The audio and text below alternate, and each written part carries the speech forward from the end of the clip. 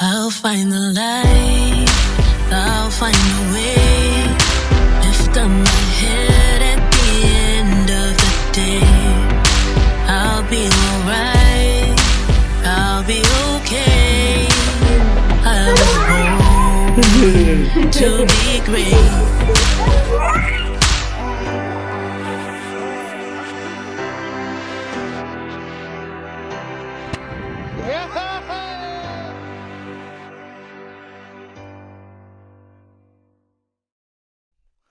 Welcome to How's the Head podcast. Today I have my first guest, who is, amongst a lot of things, a good friend of mine. He's a dancer. He is a musician.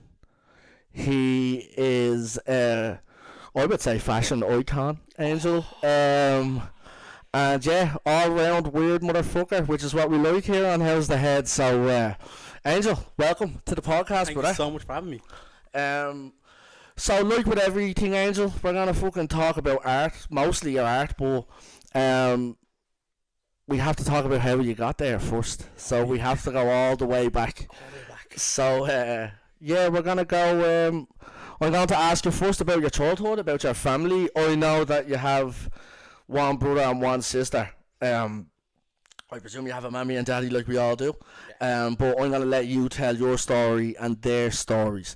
So, first of all, where did you grow up? How did you grow up? Well, basically we grew up around kind of Dublin South Side, Inchicore, but we did move around a lot. So, from Tallaght to Clondalkin, council estates, flats, just the kind of usual business. Yeah. But I actually had a bit of time in Cork as well, and then I spent most of my secondary school down in Westmeath. So which was actually quite a good thing, because it kind of got me off the streets, because time moves slower down the countryside, if you notice. Yeah. And it was kind of handy as well, because there wasn't as much opportunities art wise back then. But like when I moved back to Dublin originally, it was just sparked open, you know. So Found yourself in Dublin. Found myself in Dublin, you know, just easier, you know. But I am grateful for that, like Westmeath kind of buzz, because made a lot of good friends. Actually, one of my longest going friends as well is from Westmeath as well. Love it. And yeah, no, it's kind of one of those things where you just like you feel the moment in certain avenues, like where you live. So Cork, Dublin, Westmeath, and I was kind of like finding myself through those parts, and I found bits and pieces of myself throughout them places. Yeah. So yeah, it was nice. Like Let me ask you just there before you go on. Who you travelling with? Who you moving with? in my move away. So Who's the fam? my fam. So my mum, my stepdad, my older brother, and my sister. Yeah. So my younger sister. We're all grown up now, but yeah, like it was a lot of traveling around. I think, do you know what happened? We were living in Clondalkin, right? And someone literally got shot outside the house, and my mum was like, "No, we can't do this Dublin shit anymore." So that was the initial move to Westmeath. Was like, she can't do this anymore, you know. And she didn't want me getting involved with the wrong crowd, which is very easy to do when you're living in like Clondalkin, you know. I know all about it, mate. Yeah, so it kind of saved me in the sense as well, and then art kind of just was always there, and I always say, like, my brother made a lot of mistakes, and I learned from his mistakes. Yeah. So You know, Einstein said, a smart man learns by his mistakes, but a genius learns by other people's mistakes. do you know what I There mean? you Like, go. and it really guided me, like, because I think I broke it down in the sense, it was like, okay, that makes that person sad, so don't do that. Yeah. Do you know what I mean? And so Yeah. I never had to make those certain mistakes in my life, and it really helped. And I have a really good, like, grandparents as well. They've always been like, I've met your nanny and granddad. They're Do the you know, just cutest when you motherfuckers meet ever. an Irish nanny and granddad, and you just know, She's they're sound, sound. They're just your bog standard Irish nanny and Yeah, granddad. yeah. They're lovely, they are. Yeah, they were lovely, they were. I'm trying to get me and Lenny on the goggle box. Could you imagine that? Could you imagine that? An Irish nanny and our black grandchild. Yeah. That'd be gas. That's not as rare as it used to be anymore, bro. Not anymore, Unfortunately, yeah, that's actually fucking the market's saturated with that now. Unfortunately, but let me ask you this: I touched on something on my podcast. When I was going to primary school, like, me and another lad were the only kind of coloured people around, and like, I got called a nigger and that. And obviously, I'm only part Mexican. You actually are part black. Did you ever suffer any type of racism? Because it's when we grew up. You're a little bit younger than me, but I'm only 6 years older than you. But yeah. I mean, I know like a lot could have happened in that 6 years, but I know the kind of I was a rare breed. Yeah. Were you I of that experienced generation? racism, but it was only from like kids that didn't know any better. Yeah, yeah, And just yeah. you heard it off their mom and dad maybe, and it was still not right, and it's still not like a good thing to do. But my level of racism in Ireland is very minimal. Yeah, look, it's like really like I was really an adapter because I was hanging around, like I was such a chameleon or an adapter in groups and whatever, because I could hang around with the cool kids and then the alternative kids and then the little nerds as well. Yeah. I was able to adapt to each one, so I was kind of like, I'm not saying I was popular or anything like that, but it was like I kind of just got along with everyone, and everyone just knew me as Tomo back then. Like, oh, it's Tomo, he's cool, you know what I mean? And I kind of stemmed from there, like, you know. let me ask you this. Obviously, we're still in the childhood part, but I want to ask you this, just as because you mentioned there, they called you Tomo back then. Is Tomo and Angel one and the same, or are they two different people? They're two different people. My ma originally wanted to call me Angel at birth, and my nanny talked her out of it. He's like, he's gonna get bullied for calling him Angel. So my ma went, okay, we'll call him like after me granddad, my great granddad Thomas. So it's Thomas Angel Hart. Oh yeah. But when my ma passed away, she was like, would you just go by Angel? Like that was she originally wanted that for me. So I was like, okay, so I'm gonna be Angel now. So that, and I felt like I was coming into myself even more then, you know what I mean? So I never felt like a Thomas, you know what I mean? Yeah. Or a Tomo. You don't look like a Tom. Like, even me and Soph always have a laugh at this. Like, I don't feel like a Kevin. Or even a Kev. Like, you know, it's my name and I'm cool with it. Like, you know, actually, my full name is Kevin Barry. And I'm named after an Irish rebel who gave his life for Ireland. So I like that side of it. But yeah, no, I feel like Kevin's like a solicitor's name or something, bro. You know what I mean? Like, it's just I have you saved as Kevin 11 in my phone.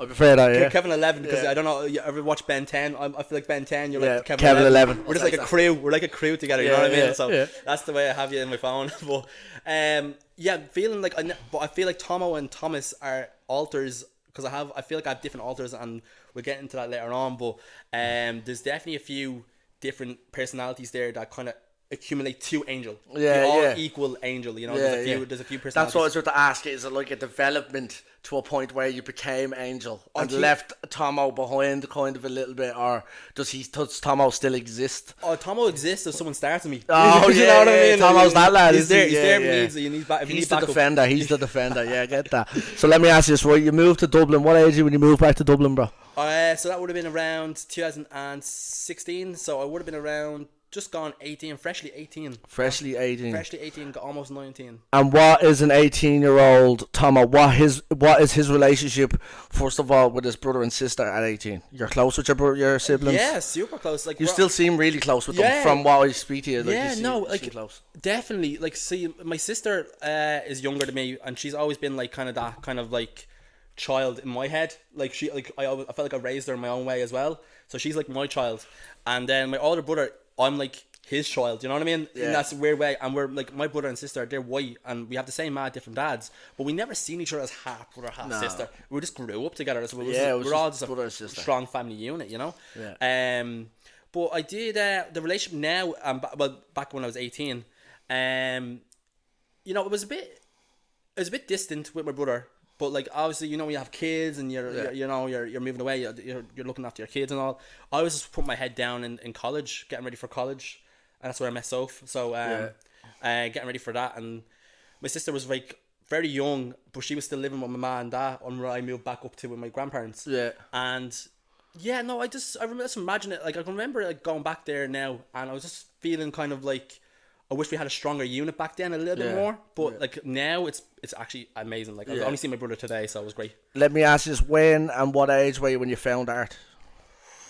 Oh, like 8. I was drawing comic book characters on my like in my class. Like, I have ADHD, so I couldn't focus in class. And where my brother and sister have ADHD as well, but they're diagnosed with it. Where I was never diagnosed because I never used it as an excuse to like I'm not gonna do this. I can't think. But I always like try my very best. But I always catch myself just doodling little action figures or superheroes make thing, you know. So art kind of came from like doodling, and then that's where the graffiti end kind of comes out with me. It's like writing on a blank wall. Obviously, a blank walls. That was your first. That was your first art. First art was doodling, and then was dancing. I think I seen Step Up to the Streets.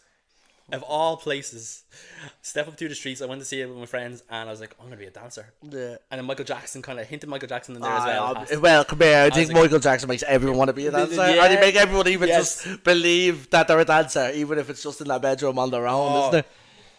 You know, when you're just going, you know, like it's like one of those things. Like, you know, when you're in the shower and you're belting out a song. Yeah. I was in my bedroom just dancing like Michael Yeah. Jackson. Real Like, you know what I mean? wild, Just pure like. Actually, Mark, you have And, wooden floors. My ma walked in a few times and she's like, closes the door slowly.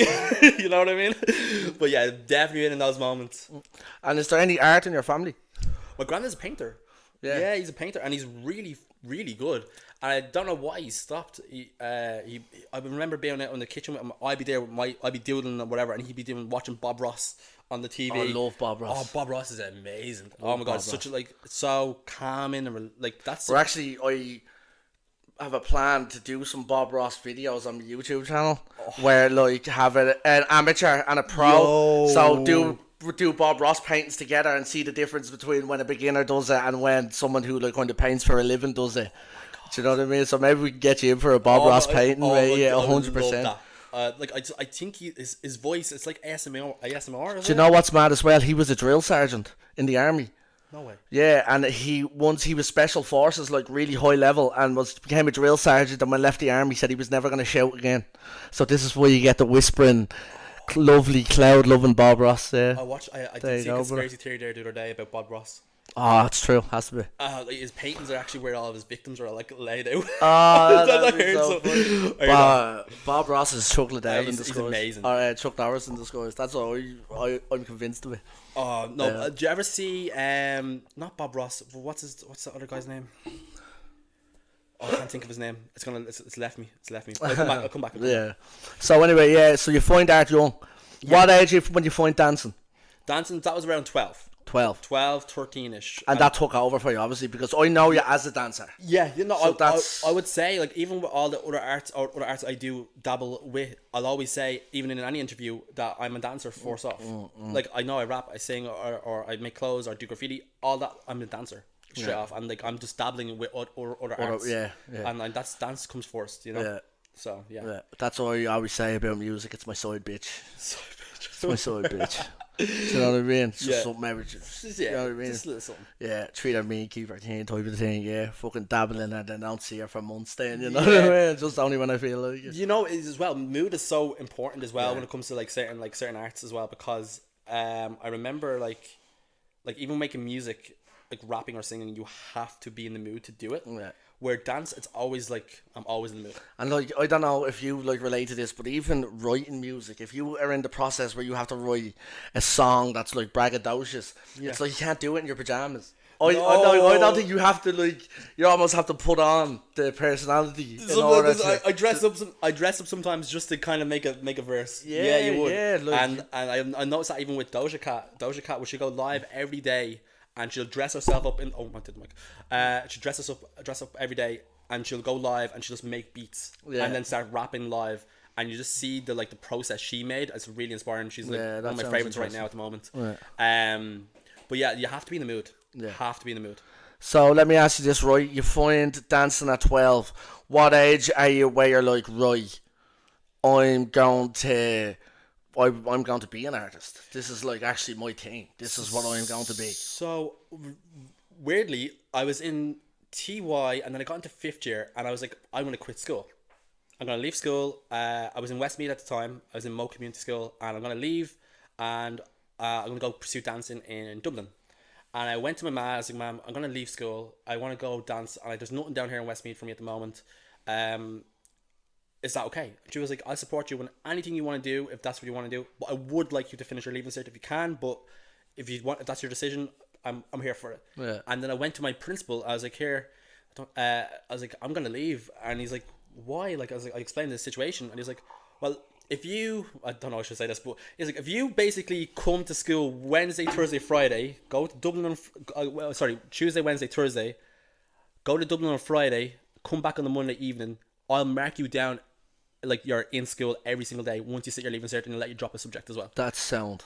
And I was like, oh, so I get to basically stay with my friends, do my leaving cert, and I get to travel to Dublin as well. I was like, yeah, you know what I mean. So that was brilliant. I remember because I remember walking down to school on a Friday, walking towards the bus stop on a Friday morning. Everyone going into school. I'm going up to Dublin. I'm training with So Little Crew at the back of the time. So Little Crew was a crew I got into, kind of older folks, but like I was kind of the youngest on the crew. We were just doing competitions, HHI, Hip Hop Internationals, and there was Random Heroes. That was also another like kind of boys of the group. And yeah, so it was I was pure training every weekend, and then I had a stage school up there as well, spin at the time, and then that's when dancing got like pure serious. You were serious about it, yeah. Yeah, and are you doing any other type of arts at this time? Are you just embedded into dance? I think I'm embedded into dance, but let me see. Yeah, no, mostly embedded into dance, and then kind of the dance colleges kind of starting to creep up on me then, like, kind of applying for kind of colleges. Yeah. There's 3 main colleges, Sallynoggin, Bray, and Inchicore. Yeah. And so I went with Bray.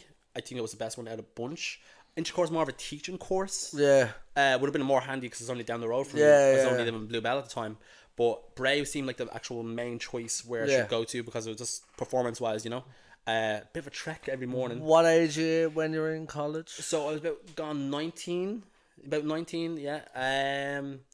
And that was really like I did 2 years there, and it was good. It was like it's not like something different about dance college or going studying like biology is like where we actually learned biology in school as well. But you go in, you sit down, you write down stuff, whatever, and you go home. But you're in dance college, you're like you're in there at 8 o'clock and you're doing ballet for like an hour. You're walking out that, hitting the tondus, what, and then you have like a 5-minute break, and then you're into jazz, and you're doing that throughout the week. And the first year of dance college in Bray, which I loved, was so like demanding for the body. Your body was fitness. Like fitness level. Like I was drinking 3 liters of water a day. You know what I mean? Let me ask you this now.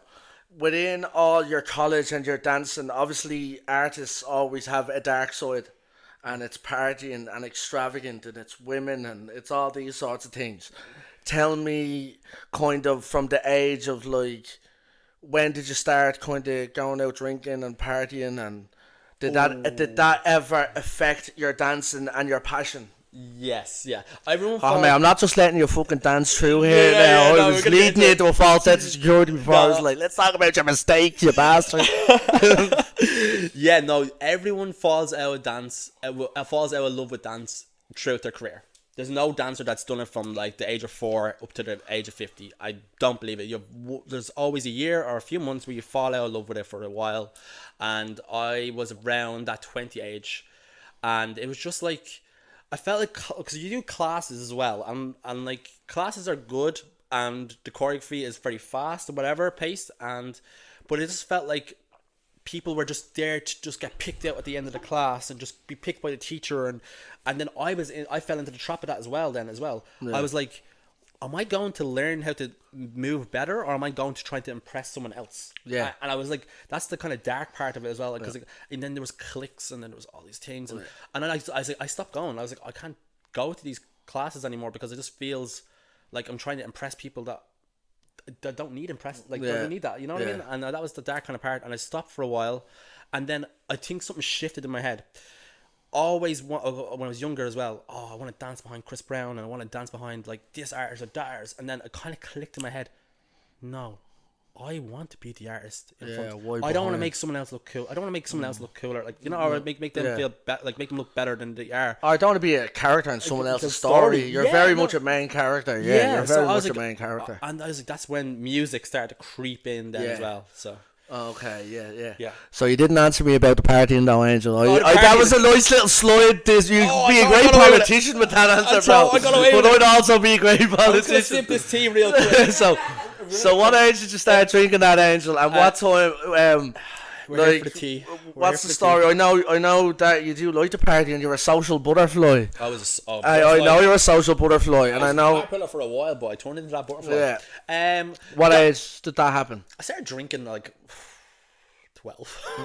Oh, really? That young? Yeah. Oh, I wasn't expecting that. That's why I waited till like 16, 17 to ask that question. So I would have asked that back fucking. No, 12. That'll be the Irish side. That was just like going to going to the field with your friends and having a few beers and whatever, you know what I mean? But I was very young, but like, you know, I didn't start smoking until I was 19, 20, which was a late bloomer for a lot of Dublin people. Late bloomer. But the partying scene, like, it depends as well, because I'm like a social butterfly in the sense, but I'm also socially awkward. So that clumped together, it's just a bit of a mess. You know what I mean? I'm just like, hi, and like I try to be mysterious and cool and all, but I'll tell you my favorite color in the first 5 minutes. I'm like, shit, I should have done that. You know what I mean? Oh damn, I try to be mysterious, and I'm like, nah, fuck, I failed. That's so funny. Yeah, that's what I always just feel like everywhere I go, I want to just be in a corner, left alone, and then end up in these like mad conversations with people. Like, I'm different conversations. I've been to some parties. I probably can't say on the pod, but I've been to some parties. But as well, like I'd be there. Like it depends on what I'm feeling, because I'd be like playing with the apps on my phone, trying to organize the apps, not hoping someone wouldn't talk to me, but then I wanted to talk to someone as well at the same time. And I'm like, that's what happens when you have a split personality and you want different things at the same time. I don't know what to do. I'm just like, oh my god, what do I do? And then then I just relax, and I'm like, okay. And then I used to smoke a lot of weed back when I was younger. Yeah. And then psychosis hit after 2 years. This was what I wanted you to bring up, but I didn't know if I was allowed to bring you up, so I was trying to walk you into it, because I think this is going to be a great lesson for a lot of young people. Oh, yes. Because people don't realise that, like, oh, well, my fucking uncle smokes weed since he's fucking 16. Yeah, but, like, not everyone's brain's the same. No. And some people just... And I always thought your story was very interesting, so come on, let's tell it. So, I was with my friend, and we were just going to get a bag, and we were chilling out, and I'm smoking, like, deep 2 years at this point. Sorry, excuse me. About 50 bag a day. I don't know where I got €50 from back then, but I got it. I got €50, or at least 25 bag a day, and I was smoking that. And we went to the St. Stephen's Green just to chill, have a joint. And then one thing just clicked in my brain. My peripheral vision went 90. It was just like morphing and changing. I was like, no, I played it cool. I didn't want to freak my friend out. I was like, all right, cool. This is interesting. And then we kind of kept walking, and then I just noticed people staring at me. And I know, like, weed paranoia, people are like, oh, they're looking at me. No, there's something different going on here. Yeah, psychosis is different. Psychosis was different. So I didn't know it was psychosis at the time. And I remember walking up to the Dublin Castle, getting the bus home. My friend and his girlfriend was going to get the same bus as me because she lives out in my direction. And I was looking at them, and I looked across the road and looked back at them, and they were full on demonic demons standing in front of me, my two friends. And then I thought, I was like, okay, I'm just tripping balls, but I only had a blow of a joint. And then some woman across the road shouts at me, "Don't be acting like you can't see them." I was like, still played it cool. I was like, okay. So I got on the bus. I was on the 13 bus, unlucky for some, and that was symbols. Symbols were sticking out to me and all. Numbers are a big one for me. Yeah, so why the fucking freak? Yes. Like, no. I was like, okay. I was in the disabled section with my brother's my friend's girlfriend at the time, and what happened was my delusions started to kick in. If you're in a disabled section with a demon, they can kill you. And I was like, oh shit. And I started kind of freaking out on the bus, and I actually had a full-on panic attack, and I started hearing other people's voices in my head, and I was like, okay, something is not right here. Like, this is only from a blow of a joint, like. Yeah. And I get off the bus, and I start screaming, and I seen the lamp. I always laugh. It's funny now looking back on it, but I seen the lampposts as like follow the light. So I just started following these lampposts up the road. My friend's girlfriend starts following me, and she's like, "You alright?" Like, and I was like, "Stay back! No, don't come near me now. Just relax, chill out." And I end up calling an ambulance on myself because something's not going right here. Yeah. So I call an ambulance. You know something's going terribly wrong when an Irish person rings an ambulance on themselves. There's a lot of young fellas in there. They're like, "Are you alright, pal?" And I'm like, "Oh no, something's gone really wrong." So I call an ambulance on myself. They come out. And I was thinking, like, okay, this is like psychosis now, or something's gone wrong. Thinking they'll bring me into, like, you know, St. James's or something like that, or bring me down to get me sorted out, or give me something they hand me a half bottle of water and told me to go home. I was like, I'm a danger to myself right now, and a danger to everyone else around me, because I don't know what the fuck's going on. You're gonna hand me a bottle of water and tell me to go home? So I felt really, like, failed by the mental health system there and then. Yeah. Like, I felt really, like, I could, like, and I don't want to make it darker, but like, I could have went down and hang myself or something in that moment, not knowing what's real or not. Yeah. So I took the half bottle of water, I went home, and I run back up to my ma up in Westmead, and then they get me sorted into a, like, kind of a a doctor's place and to deal with psychosis. Yeah, and then that was the end of your weed smoking? I relapsed a few times after that, but I was like, oh, listen to some like Jamaican music and have a blow of a joint, and that should make you feel calm and relaxed. And no, my heart was like, I this. love music, but it makes you make bad mistakes like all other drugs does, doesn't it? Like, it's like, yeah, like I see what you're saying, the right lighting and a bit of reggae, and you're like, maybe I can smoke weed. Yeah. You know what I mean? And I think it's the sativa seems to be fine because sativa's mind. Yeah. I don't mind that as much because I only tried it there a couple of weeks ago, and that was actually fine. But the indica, the body high, my body, I can't hack it, or the hybrids. But the thing is, weed nowadays, and this is something I want to get to people like over like who are like 16 or under or whatever, or 18 or under or any age. To be honest, the weed in Ireland is not natural. It's not cali. You're not smoking. You're smoking stuff that's probably been grown in the roof of flats with an artificial light. They're making it more addictive because weed's not naturally addictive. No, it's mentally addictive. Yeah. But I see these young fellas now that don't have a joint and they're all aggressive and angry and they're getting shakes and they're getting sick from not having a joint. I was like, there's something wrong with this weed in Ireland because it's not natural. Dreams are the worst. Yeah, I used to have dreams. I was actually astral projecting at one point when I was smoking back then, but I just be careful what you're smoking because it's not all natural. You don't know where you're getting it from, you don't know where it's from or how it's grown. I know you dip it in 7-Up to make it sticky. Then you get benzos and you rub it along it just to kind of get that extra oomph. And there's too much THC, and my doctor explained it to me as well. Your brain is like receptors. So your THC will absorb into the receptor, and the CBD will block the brain receptor. There's too much THC in the weed nowadays. They keep absorbing, and maybe one block.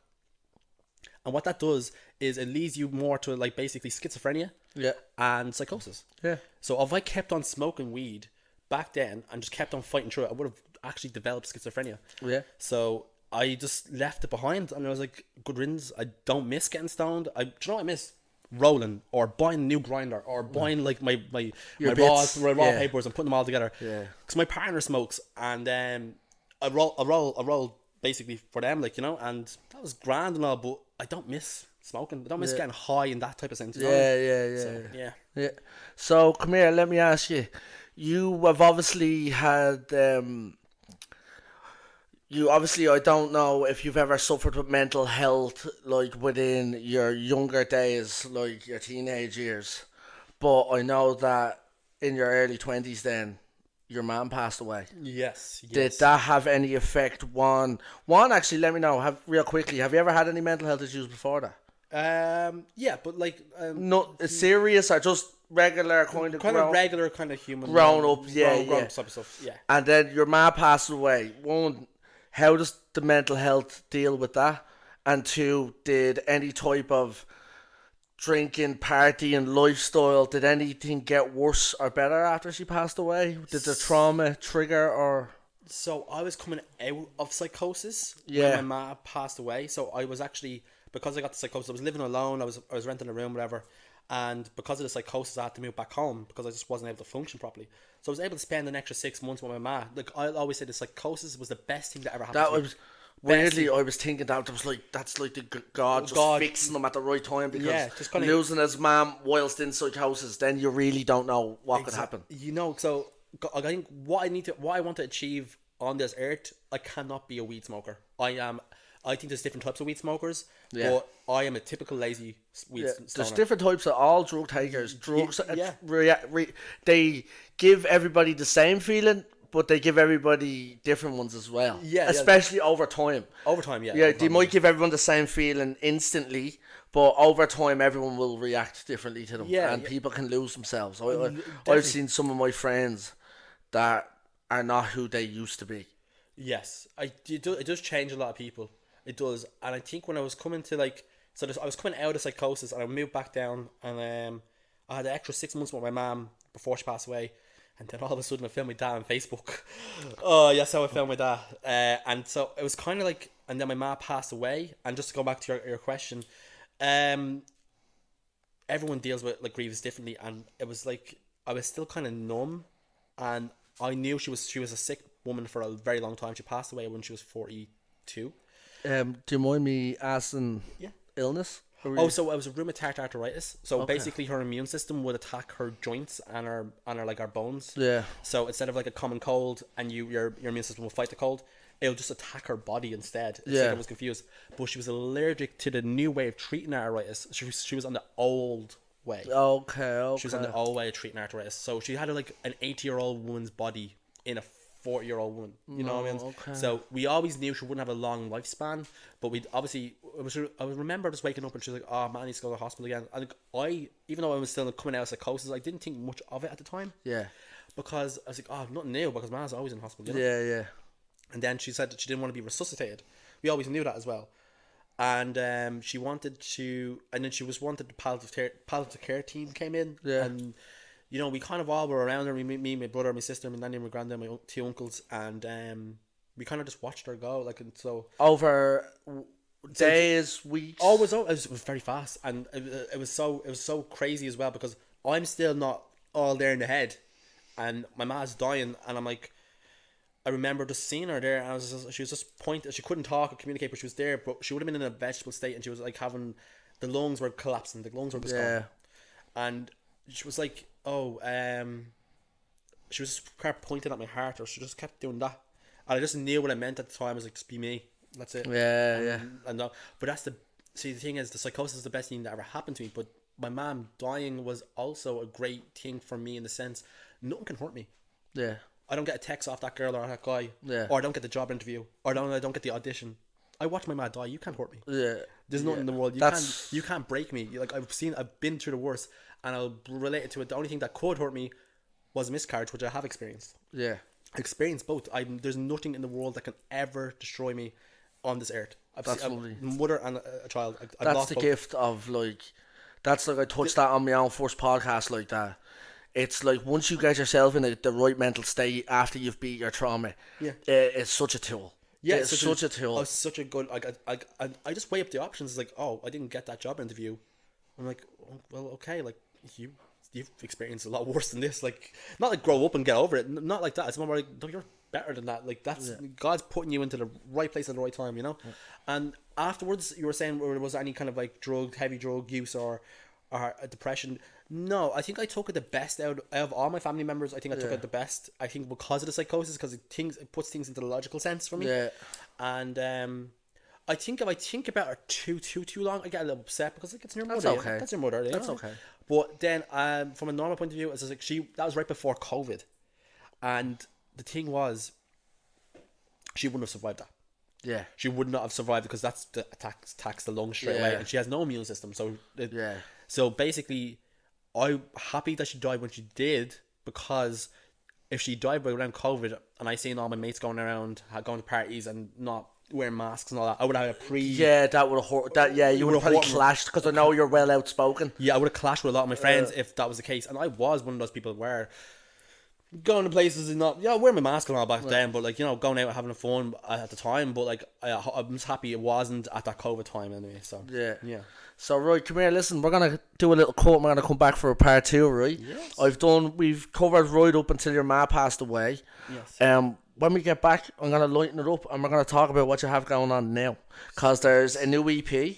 Yes. There's a new clothing line, and you have some new dance projects. New dance project. Dance projects. Yes. And let me ask you this now: like, is your dancing and your music, do they collab? Do they do you dance on stage? What's in? Oh shit! Look, it's real hard to shut up when I'm talking to you, bro. You know that? I love it. So come here, right, we're gonna cut. Right, everybody's gonna cut, and then we're gonna come back now with a part 2.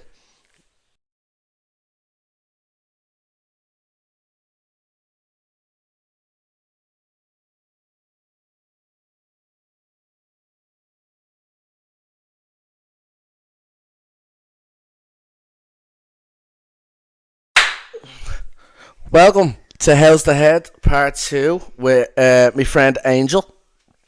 Angel, we went right through your teen years into your early 20s. We just finished at the point where your mom passed away. I kind of purposely was going to leave it to split there because I wanted to kind of end it more positive and have a nice kind of fucking positive end to the pod. So I want to ask you about what you're doing now, currently. I want to get into current Angel. Current Angel. I want to let everybody. I know obviously what you're up to. I want to let everybody else know as well. Fucking marketing, product placement. So obviously, yeah, let's fucking chat about what you're getting into now. And then when you're finished, I want to talk to kind of my locals a little bit because we've been chatting about getting you out to the community rooms for us to do something. So once you fill everyone in on all the fucking cool shit you're doing, bro, then maybe we'll get them excited with kind of bringing you out this end of the woods to kind of do some stuff with our kids around here because they'd love you, bro. Oh, brilliant. So I actually have a mixtape coming out. My mixtape is called Ouroboros. Ouroboros is when it's a depiction of a snake eating its own tail, so cycles, deal with life and destruction. So this mixtape is like basically being on the phone to an ex-partner and going around in circles and nothing changes. Yeah. You know, so it's very it starts off quite uplifting and kind of like, you know, what's going on, and then kind of not like it gets dark or anything like that, but just like shit hits the fan, and then you kind of gets into a kind of a darker kind of space, and then it just loops around and loops around and loops around. Does anybody in the room relate to that sort of a situation? I wonder if anyone at home relates to that sort of situation. I think everybody's been in that situation. About 100% of the population relate to that story, but probably about 100%. Yeah. Yeah. So it's actually a trilogy mixtape. So there is 2 other mixtapes after it. The Snapper. So you're gonna get the downloads. No one else knows this. So it has Ouroboros, the Snapper, and the Death of Angel. They're the 3 mixtapes I'm currently working on. They're all different vibes. This one's kind of like a folk R&B kind of pop, bedroom pop vibe. I called the acid folk hip hop. Acid folk hip hop. Or folk acid hip hop, if you prefer. So that's hip-hop. like, it took me a while to even. I had to ask people what it was as well as I'm listening. Going, what is this? Yeah, what is this? One thing, I loved the guitars. The guitars because the guitars are folky, but a few of them when it gets a little bit more electronic, but your guitar selection was fucking second to none. Like every song is very led by a beautiful guitar. It's fucking and I wouldn't have expected that from me. Like my first proper like project, I wouldn't expected like guitars to be in the lead kind of like way. But the first song will be called Dear Charlie, and that's a relationship falling in love with your drug dealer, but like. Also, we've all done that. Fall in love with your drug dealer, but also it's about, you know, a bit of white and how that actually unfolds and like the fascination around it, and then realizing it's actually really good for you at all. You know what I mean? So, and then as it develops into the mixtape, you're gonna notice like this little hints, little kind of things like, oh, that song is connected to that song. Yeah. I have a song about the K-hole, and that's I remember just like writing that, and I was like. You know, I was like, let's go downtown. I it gets stuck in the K-hole, and like, if you want to sell your soul, and that's something that's also very prevalent in my music. Is very like duality, like demons and angels. You know, you'll hear that in the mixtape. So hopefully, you'll show a little picture of the album cover or album mixtape cover anyway. Yeah. And I took that picture actually up in Portlaoise. I was in the forest and I seen this house, and I was like, yo, this looks very ominous. There's something about it. So I took it on my iPhone. Yeah. And then I was like, that's going to be my next mixtape cover. And it's probably like 3 or 4 years old of a photo. Okay. So it's been long overdue. And let me ask you this now. When you're making your music, I know obviously you've made a mixtape that's about... Right. Let me ask you this actually, first of all. You call it a mixtape. Yes. Feels very much like an album. And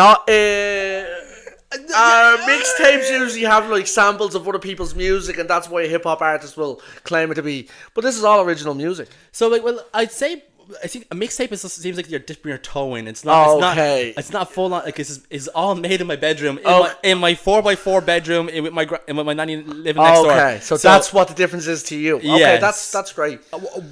So the first 3 projects I'm gonna make are gonna be all mixtape vibes, and then I have my kind of structure for my albums. So the first album name is, I'm going, I think, way too far ahead all the time. It's gonna be called, the ADHD. That's the ADHD. Kicking in. But it's called Rue, and you can probably guess what the next 6 albums are gonna be called. If the first one's called Rue, what's the next 6 albums gonna be called? Think about it. Chakras. Oh. So root. So Right, well, you're doing your yes. chakras, very good. Well, very yeah. good. So we have that's my next. That's a 7-year project. You're into your chakras. I would love the chakras. So let me tell you this. Actually, this is a fucking total decoy. My mum, yeah. she is a chakra enlightener. So you go to my mum's house around the corner. She hooks you up to her computer, and she puts your hands on these electronical things, and then on a computer screen, your actual chakras. You were telling me this. Remember when we were up? Yeah, you were telling me. I think we might have been talking about this. We yeah. were talking about this. I have to visit. I don't know if anybody even can relate to this. Our conversations are so fucking interesting that they're really hard to remember.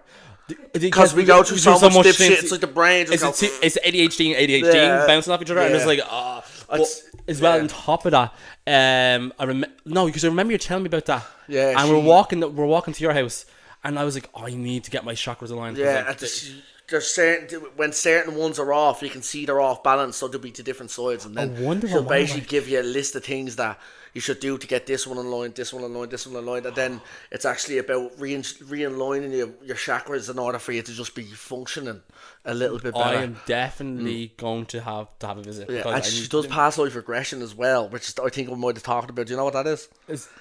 Your past life? Yeah, she puts you in a state of hypnosis, and then you tell her who you were in a past life. And the reason why it's really important is because you'll find a lot of your personality traits from today all stem back to like another lifetime. Oh wow! That your spirit is connected through all these lifetimes, and you carry certain traits through them all. That's what I believe in. Because I believe I'll be more likely a Buddhist in practice, but reincarnation is such a big thing with me, because I think you have to learn, like me as a male in the year 2024 in this 2025 whatever in Ireland, time traveler. I only experience life as this person, and I think you need different bodies to experience what life is as a full circle. It goes back to cycles again. That's it. Oh, actually, and we segue back into the mixtape. Beautiful, Angel, beautiful. Oh my god, thank you guys. So come here, let me ask you this. This is what I was asking. Your song is obviously about something you've been through at some point. Yes. How personal is each song? Because also, it feels like you create these characters within the music, and it's like, how much is the Angel story, and how much is it you just writing things as an artist and creating stories that you think are interesting? Well, I have a few alter egos. So I have Slip, which is kind of like that kind of like squeaky voice rapper, kind of like very ASAP Rocky swag, kind of style. There's Thomas, that we like to kind of like, if you want, I don't like relating myself to other artists, but like it's trying to break it down for people to understand. That J. Cole, kind of conscious, whatever. Tomo is the pure Dubliner, kind of real old school, kind of like, what's that story about? That versatile kind of like that vibe. And then I have Rex, which would be more kind of pop. And then I have there's a few. There's actually a good few. And all of them equal Angel. Have they all been represented on this particular mixtape, or do they come in later? I think they're going to be sprinkled throughout the whole trilogy mixtape. I would say. And do you think that it will make sense first time listening, or is it going to be this thing where you listen to 1, you listen to 2, you listen to 3, and then you have to go back because you realise things in 3 relate to number 1, and now number 1's starting to make sense because you've heard number 3? My ADHD brain was just like trying to keep up what you're trying to say. I love it. But yes, it actually makes sense. No, I think it's something you'll gain, like something like Alan Watts, like a little like Alan Watts kind of like lecture. You listen to it once and you're just like so involved in it, but you go back and listen to it the second time, you're like, I didn't cop that. And then you go back and listen to it, like I can be. There's something about me anyway. Little personal info. I can't be left alone with my own thoughts at my time. So I have to play like a lecture video or something like to keep my brain focused as I fall asleep. Can't be left alone with my own thoughts. Like too much ADHD. I do that. So I have to play like a podcast. To sleep. I'm gonna play this. If I will be awake all night if I don't have headphones on. Oh yeah, no. I'll be awake all night and I'll be just going in tangents with myself. I'll be on a tangent about the tangent. And I'll be like, okay, I can't sleep. I'm gonna just listen to this podcast now for the rest of my life. Just listen back to myself. Be interesting, but that's like mixtape wise, we're looking at kind of a early May release. The rollout starts out in the end of April, and it kind of involves other artistic stuff as well. I was going to get into that. So from the mixtape, is it easier to segue to the fashion or to the dancing, and which way would you like me to go? We're at a crossroads here. We'll go fashion, right? So I know I seen your hat design with your album cover on it. Yes. I really loved it. Oh, I love that colour pink that you chose, that salmon, like, salmon, you know what I mean? I think I just want to be so when you have her skin tone, you complexion, know, you can rock it a little it bit hits more. nice. It hits nice. So I went with so basically there's two basic kind of companies that I'm working with myself. So I have One Above All, which is streetwear, exaggerated Dublin slang, kind of funny, kind of. I love it. That's I that fell in love with it. So this is One Above All. This is the O'Neill cap colorway. I said I'll only make one of these, but then everyone said like, oh, No, you have to get that hat off, you know. No one knows. It's not even released yet. I was like, oh, come on. So I've ordered like a few of them so for a few people, and then I have Cult of Angel. Cult of Angel is going to be like a kind of a company that basically works with like one-off pieces. Yes. So say I have I got like a really cool picture of you. I could put you on a Yu-Gi-Oh card and get it all shiny and like present that to you. Or say if it was like a certain T-shirt or design, or it was certain like a jacket. I have this jacket that I made.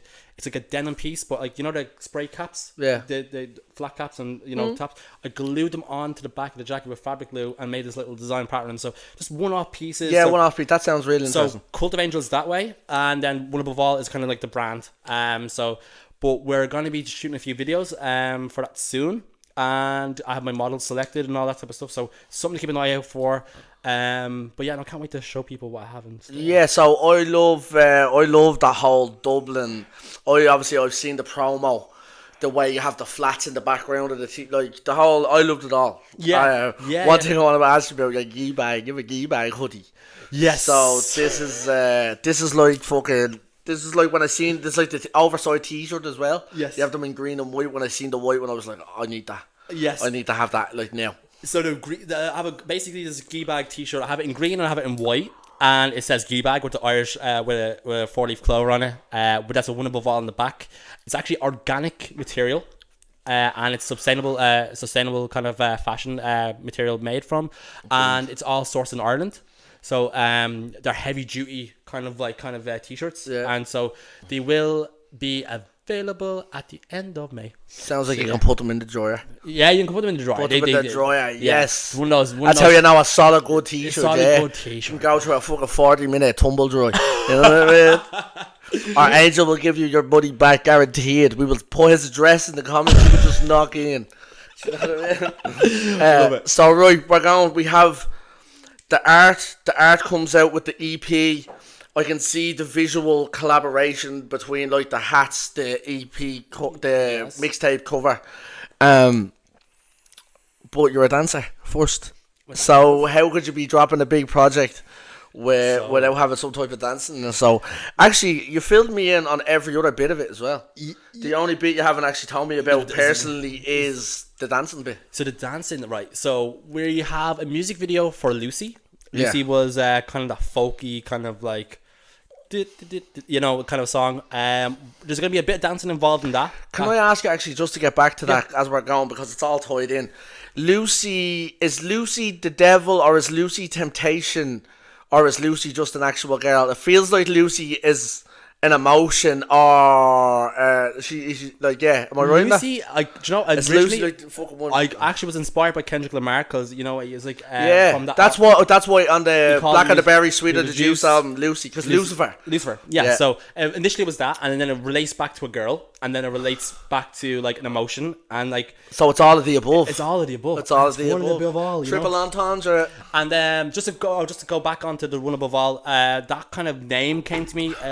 I don't know if, like, Marvel Comics, the basically God in Marvel Comics is called the One Above All, and that's where it stems from, and it's also written as a fraction, 1/ and an all.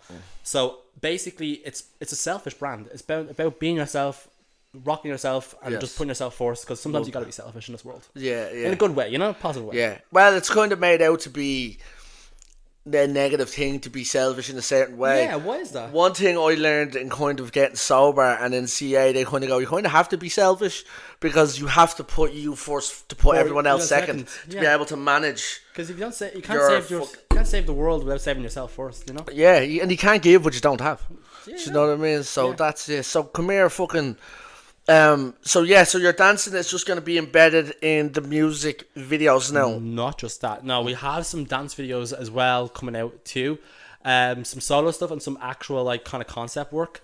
I was working with when I was going through the the manufacturers that were doing the clothing for me. They had these umbrellas, and I was able to print my logo on the umbrella. So I have this kind of concept idea where we're at the Spire. It's a rainy day. We're shooting the video and just having like an umbrella with boom, cha, boom, cha, and then the second boom, cha, boom, cha, boom, boom, cha, and the umbrellas how we actually work with the umbrellas around, and that'd be its own piece.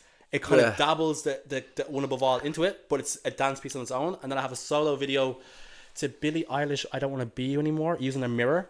Oh, right. So we're going to be shooting that in the studio with a good friend of mine. Shout out Y-Axis.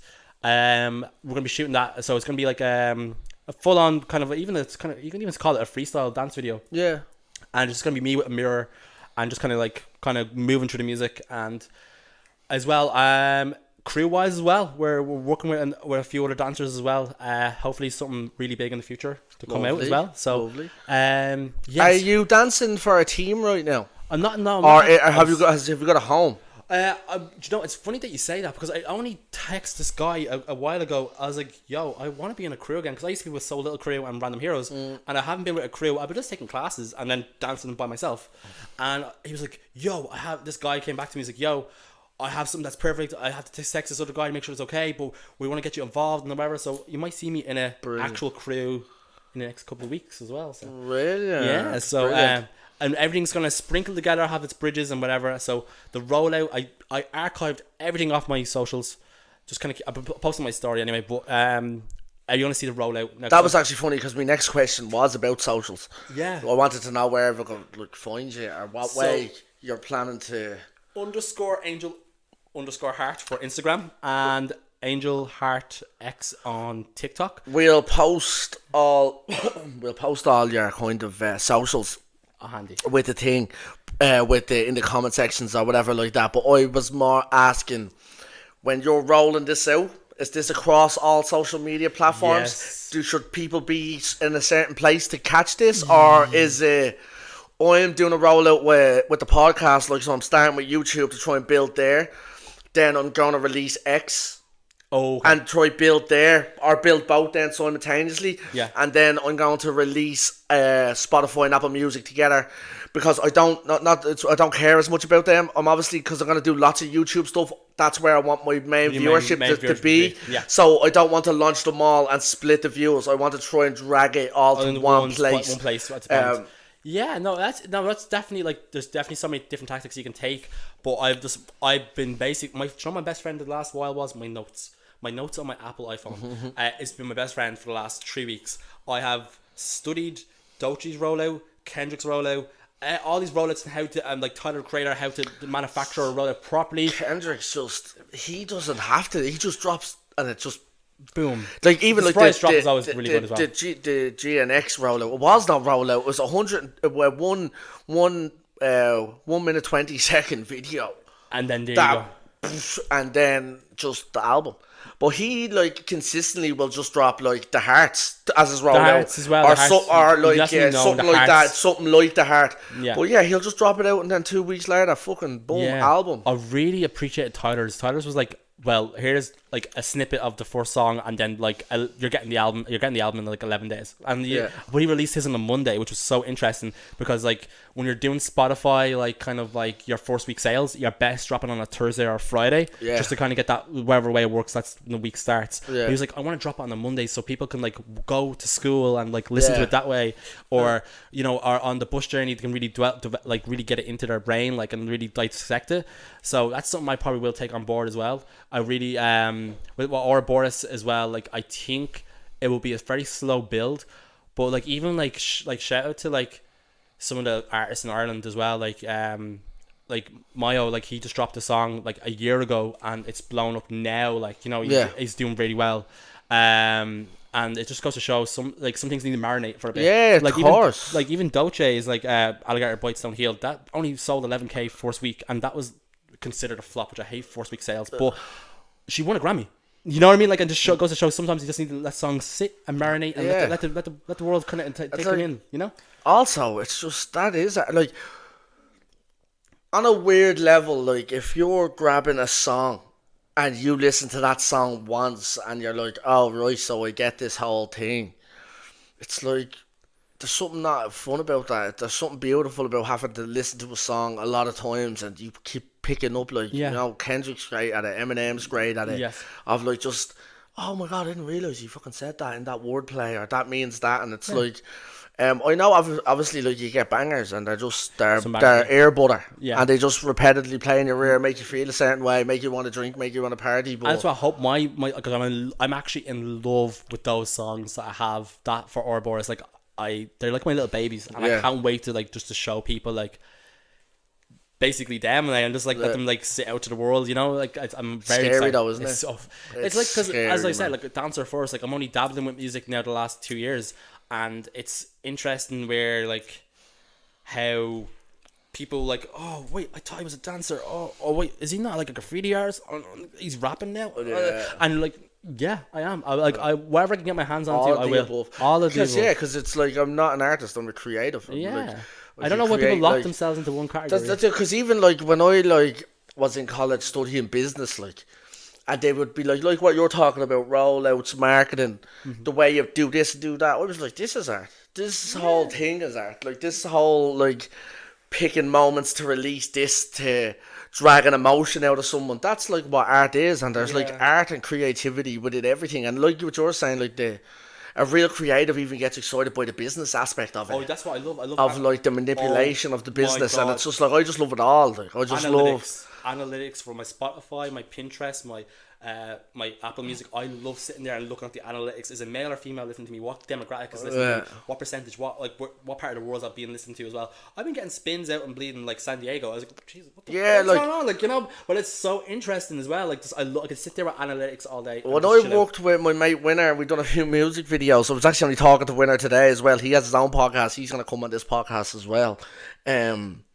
We were just talking like I remember when he was like releasing music constantly. He was just like Argentinians just loved his music, but it was like Irish British singer songwriter like Passenger Ed Sheeran style music, but they fucking Argentina loved him.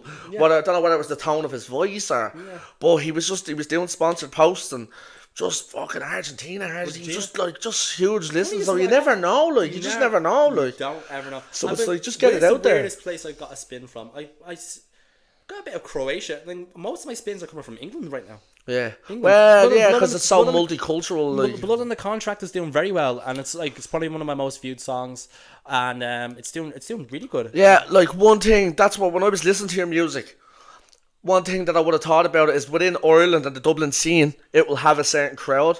Yeah. But internationally, like in America and in England, it will be much bigger. Yeah, no, I think Irish hip hop to Irish people is like you are weird about it, but I still think that the type of music you make will have that folk cult sound, like the type of people that hang around with you that love like Tyler the Creator, and just like artists like that are super unique.